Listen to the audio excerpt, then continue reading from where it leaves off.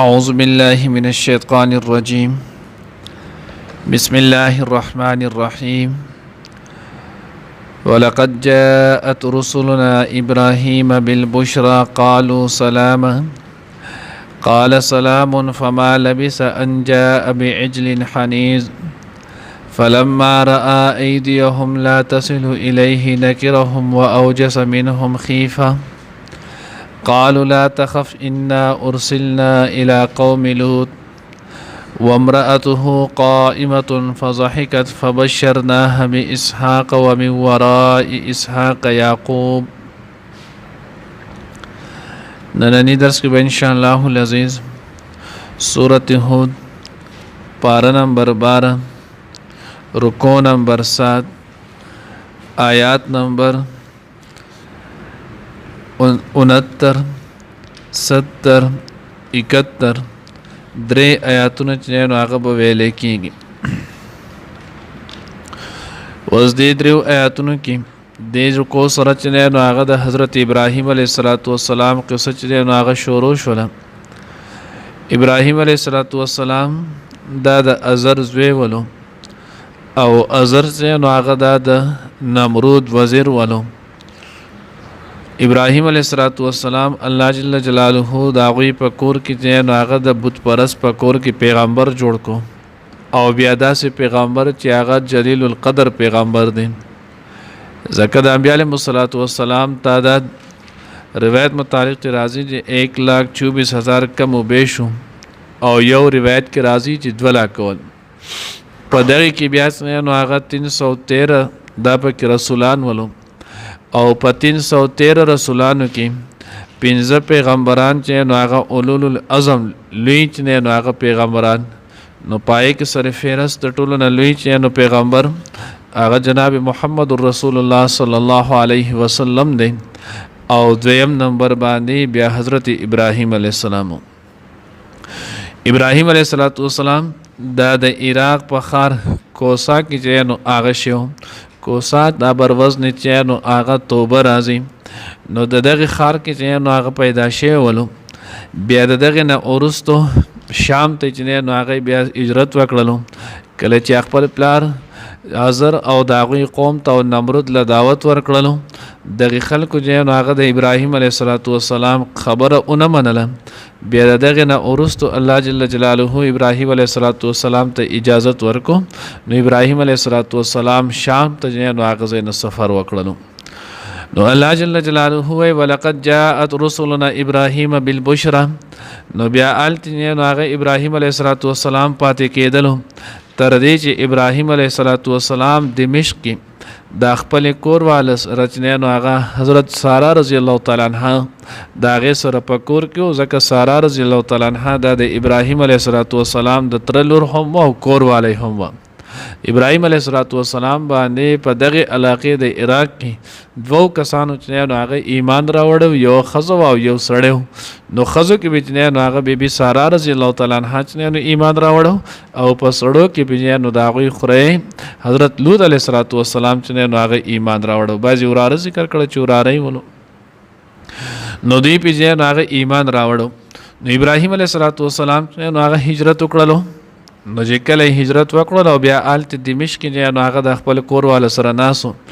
او دغه وخت کې ابراهیم علیه السلام عمر هم کافی ولو 100 کالو تجربه نو هغه تقریبا رسیدلو. بعض چې نو هغه 110 ذکر کړی دي. نو 2 کلونه ابراهیم علیه السلام چې نو هغه عمر ولو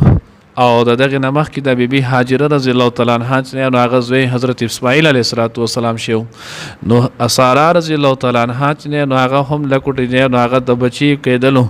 دغه تمنا او شوق چې نو هغه سیوا شو. نو الله جل جلاله چې نو هغه پرشتي راولې غلي پرشتي چې نو هغه یو قول کې 3 دي یو کې 6 دي یو کې 9 دي او یو کې 12 هم راغلي دي. 3 قول چې نو هغه ډېر مشهور دي جبرئیل علیه السلام میکائیل علیه السلام او اسرافیل علیه السلام. نو دی چې کله رالل ابراهیم علیه السلام ته سلام وکړو او قالو سلام قال سلام نو ابراهیم علیه السلام ورله سلام نو هغه جواب ورکړلو فما لبث ان جاء بعجل حنیذ. ابراهیم علیه السلام لک صحت نو هغه ایثار نشو مگر دا چې لاړل کورته او دا غوی نه چې نو هغه د میلمستیا په قدر باندې یو څخه چې نو هغه حلال کو او بیا دا هغه چې نو هغه ورید کو راوړل ولا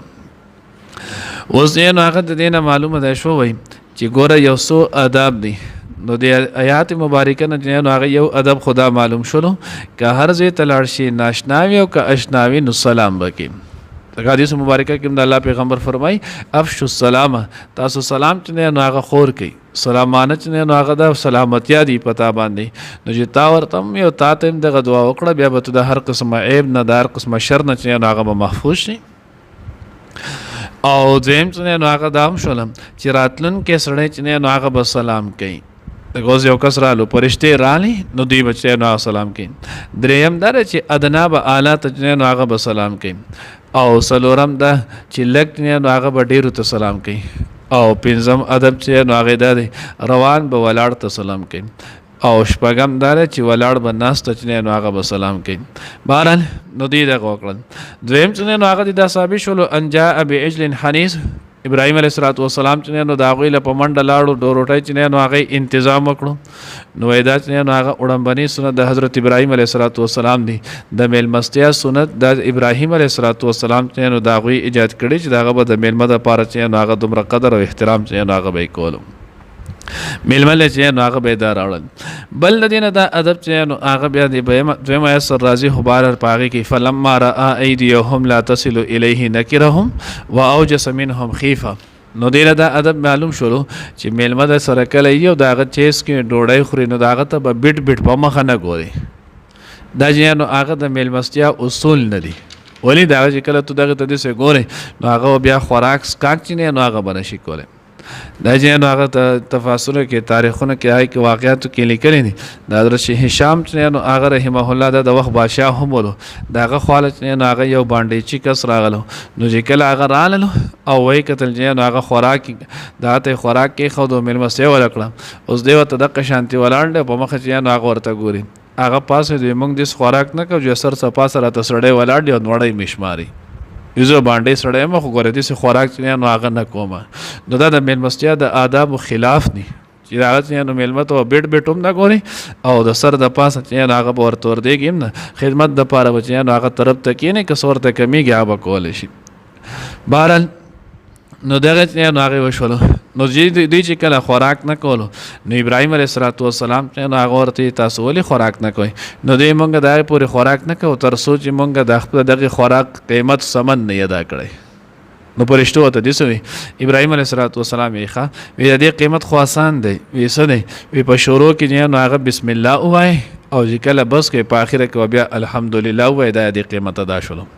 نو جبرئیل علیه السلام حضرت میکائیل علیه السلام تو قتل وی مونږ ته نه چې د خلیل جوړول چې نو هغه لایق دی دا وګوره خپل خوراک چې نو هغه په خلکو کوي تعریف به د خدای کوي بسم الله به وي په اخره کې الحمدلله وي نو تعریف به د خدای وکړل او خوشیز چې نو هغه په خپل اوخړلو نو وقید د خلیل جوړول چې نو هغه سره مستحق ولو هم د سره چې نو هغه دغه خلت د الله پاک چې نو هغه د دغه لپاره چې نو هغه تاکل شوی بنی ادم بیا دلی چې نو هغه یو اسرائیلی روایت نه نو هغه ذکر کړی تفسیر قرطبی چې نو هغه هم نقل کړی دی خو دغه روایت چې نو هغه اسرائیلی دی لا نصدق ولا نکذب البته دوره ده چې یو عام نصیحت چې نو هغه دی حاصل دی شي نو د هغه نصیحت په توګه باندې چې نو هغه وایي وی چې نو ابراهيم عليه السلام په عادت مبارکه کې یو عدد دام ولو چې کله به داغه سره څوک میلمه نو ډوډۍ به خواته نه کې ډوډۍ به نه خوړل اوس چې زمونږ میلمه جو بیا ډوډۍ خواته نه کیږي نو دا هغه چې نو هغه د کفر کو نو ابراهيم عليه السلام یو پیر چې نو هغه څوک میلمه رانلو ډېر خفاو پای کې یو کس رالو نو چې هغه کله رالو ابراهيم عليه السلام ځان سره ډوډۍ د کینو نو هغه ته بسم الله وای دا هغه دا بسم الله په کې سره زه خو چې نو هغه الله نه پیژنم زه خدا نه ویم ابراهيم عليه السلام ورته وی چې کله بسم الله نه بیا پاسه نه هغه زما سره خوراک مکو پیدا کس نو هغه لاړو الله رب العزت ورته وی راولې غلا چې ګوره ابراهيم مونږ چې نو هغه د ټول عمر ولا خوراک او رزق ورکو د چرته زما عبادت نه کړي زما د وحدانیت اقرار نه کړي ستا یو پیر چې نو هغه میلمه شو نو تاسو نو وی ابراهیم علیه السلام په پسې لاړو او بیا یې هغه کس رایستو. نو وی دغه کس وی چې زه به د هغې پورې اوس ډوډۍ نه خورم تر څو چې تا ماته د دې وجه نه دی ویلي چې په څه وجه باندې ته په ما پسې رالې، لول دې پاسولم اوس راپسې بیا رالې. نو ابراهیم علیه السلام ورته چې ماته د الله له طرفه دغه شان حکم وشو. نو دغه سړی ایمان راوړو، د ایمان نه وروسته بیا ډوډۍ وخوړله. بهرحال نو الله وی ان جاء بعجل حنیذ فلما راى ايديهم لا تصل اليه نكرهم واوجس منهم خيفه. ابراهيم عليه السلام پر اړه کې چې هغه د نو ویریدو. اوس ولې ویریدو؟ نو د هغه زمانه د ډاکوانو چې هغه د علامت ولو چې چا نه بغلا کوله یا به سو قتل کولو یا به چاته بل نقصان رسو، نو دوی به چې دا غوي زیت لاړل نو په هغه ځکه به خوراک او سکاک نه کولو. وی ځکه دا بیا نمک حرامي ده چې هم ورسره خوراک سکاک وکړو بیا دغه چې هغه خلکو نقصان ولا هم ورکو. اوس د دې زمانه چې نو هغه ډاکوان تو ګوره هم به دې مرګري هم به دې دوست هم به دې خوري او هم بدل نقصان درکې. نو اوس دې ډېر ډاکوان هغه ډاکوان خنشول او سره دومره بیا هم د نمک حرامي چې نو اخیلو او اوس به دې دوست وي او په دوستانه کې بل سره چې نو هغه د نمک حرامي وکړي چې سړی حیران چې نو هغه پاتې شي. دا د هغه زمانه ډاکو هم او غل هم ونو او د هغې سره کافر هم ولو خو دومره چې نو هغه پکې ادب او سلیقه چې نو هغه موجود و. الله دې پنګ په حال رحم وکړي. قالوا لا تخف انا ارسلنا. نو ابراهيم عليه السلام ویریدو چې شهید دقی نو پرشتو ورته وی نه تاسو یریږئ ما مونږ د الله د طرف نه چې هغه پرشتي را لېږلی شي الی قوم لوط. د لوط علیه السلام قوم ته ځکه هغه ډېر زیات سرکشه شوی دی نو د هغوی د سزا دپاره راغلي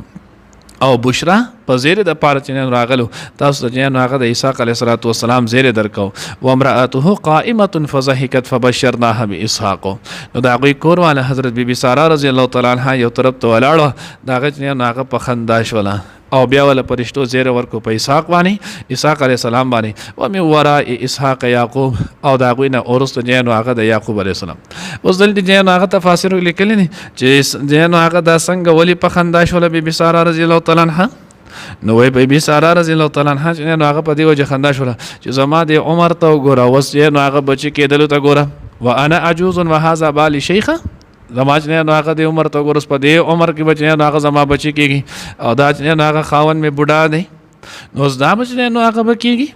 او دویمه وجه چې نو هغې دا ذکر کړي چې مونږ د انسانان ګڼل مونږ والا خوراک او د دې هر څه انتظام دی کول او ما دې پرده کول او ځان مې ساتل دا خو مونږ ته پته هم نه وه هغه چې نو هغه څو ختلې پرشتې چې نو هغه وختلې ما هسې ځان دومره وکړ او دومره خوراک هر څه مې چې نو هغه والا جوړ کړل تیار مې کړل او مونږ ته پته چې نو هغه ونه لګېدله نو دا چې نو هغه به دقه شانتې کېږي نو ځکه په خندا شوله. قالت یا ویلته االد وانا عجوز او بیا وی هی افسوس زما چې نو هغه اوس په دې عمر کې چې نو هغه به زما بچی کېږي وانا عجوز زه بوډۍ یم وهذا بالي شیخه او دا زما خاوند چې نو هغه بوډا دی. ان هذا لشیء عجیب.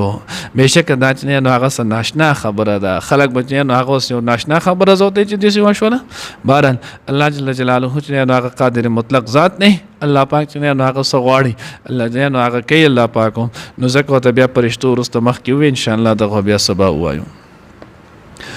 ولقد جاءت بشک راغل ورسلنا پیغمبران پرشتي زمونږ ابراهيم عليه السلام ته بالبشرا پزیر سلام قالوا نو ویلو دی یعنی پرشتو سلام دی یعنی السلام علیکم. قال نو ویلو ابراهيم عليه السلام سلام وعلیکم السلام. فما لبس ان جاء بعجل دا چې لک ساعت تیر نو چې راتلې وکړل پسخي حنیز اورید شوی سره. فلما بیا هر کله را چې لیدل ایدیهم د دوی لاسونه لا تصل الیه چې نه رسېږي هغې ته نکرهم نو دوی چې نو ناشنای وګڼل دشمنان وګڼل و اوجس منهم او محسوس یې کړله د دوی نه خیفه یره. قالو نو دوی وویل لا تخف مه یېرېږه انا ارسلنا بېشکه مونږ را لېږلی شوي یو الی قوم لوط د لوط علیه السلام قوم طرف ته وامرأته او بیبي د ده یعنې بیبي ساره رضی الله تعالی عنها قائمة ولاړه وه فضحکت پس هغه وخت په خندا شوله. فبشرناها مونږ وله زیری ورکو باسحاق د اسحاق علیه السلام ومن وراء اسحاق او وروسته د اسحاق علیه السلام نه یعقوب علیه السلام.